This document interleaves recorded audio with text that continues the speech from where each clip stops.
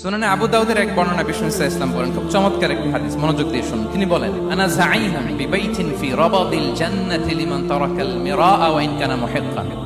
আমি ওই ব্যক্তিকে জান্নাতের আঙ্গিনায় একটা ঘরের গ্যারান্টি দেই যে ব্যক্তি তর্ক করার সময় নিজে হক এটা জেনেও সে তর্ক থামিয়ে দেয়। অনেক সময় হয় না, অনেকে পায়ে পাড়া দিয়ে ঝগড়া করতে আসে, এরকম আছে না নাই? আপনি চুপচাপ দেখবেন একটা বাজে কমেন্টস করতেছে, আবার কমেন্টের নিচে কমেন্ট, আবার গালি, হ্যাঁ আছে না এরকম? বিষ্ণু বলেন নিজে হক এটা জানার পরেও আর যাতে তর্ক না বাড়ে, যে তর্ক থামিয়ে দেয় জান্নাতের আঙ্গিনায়, তাকে আমি একটা ঘরের গ্যারান্টি দেই।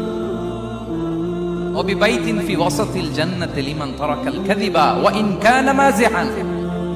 আর ওই ব্যক্তিকে আমি জান্নাতের মাঝখানে একটা ঘরের গ্যারান্টি দেই যে ব্যক্তি কৌতুক করার সময়ও মিথ্যা পরিহার করে।